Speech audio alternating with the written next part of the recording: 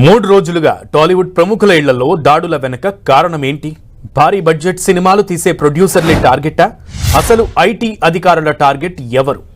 పోటాపోటీ కలెక్షన్ల పోస్టర్లే ఐటీ దాడులకు కారణమా? దిల్ రాజు, మైత్రి నిర్మాతలు రవి, నవీన్, పుష్ప డైరెక్టర్ సుకుమార్ తర్వాత నెక్స్ట్ ఎవరు? సినీ పరిశ్రమను ఐటీ శాఖ టార్గెట్ చేసిందా? అసలు ఐటీ దాడుల వెనుక కారణం ఏంటి అనేది ఇప్పుడు చర్చనీయాంశంగా మారింది. నిర్మాత దిల్ రాజు, మైత్రి మూవీ మేకర్స్ రవి, నవీన్ తో పాటు టాలీవుడ్లోని 15 మంది ఇళ్లలో ఐటీ అధికారులు 3 రోజులుగా తనిఖీలు నిర్వహిస్తున్నారు. ఎస్వీసీ, మైత్రి మూవీ మేకర్స్, మ్యాంగో మీడియా సంస్థలకు సంబంధించిన కార్యాలయాలతో పాటు దిల్ రాజు, మైత్రి నిర్మాతలు రవి, నవీన్ తో పాటు దిల్ రాజు కుమార్తె హర్షితారెడ్డి ఇళ్లలో తనిఖీలు కంటిన్యూ చేస్తున్నారు ఐటీ అధికారులు. నిర్మాణ సంస్థలకు చెందిన బ్యాంక్ అకౌంట్లు, ఆస్తులను పరిశీలిస్తున్నారు.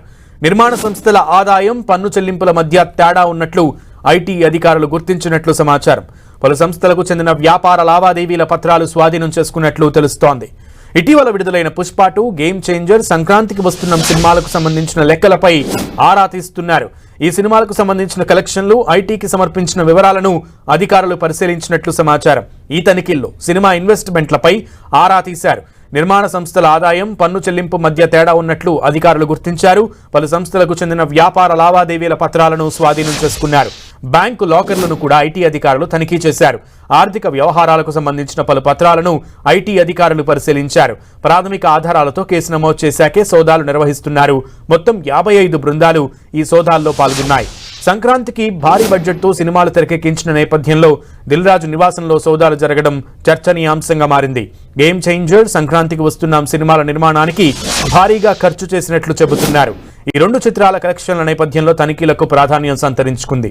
పుష్ప 2 దర్శకుడు సుకుమార్ను శంషాబాద్ ఎయిర్పోర్ట్లోనే కలుసుకుని ఇంటికి తీసుకొచ్చారు ఐటీ అధికారులు. పుష్ప 2 సినిమాకు సుకుమార్ తీసుకున్న రెమ్యూనరేషన్ పై ఆరా తీశారు.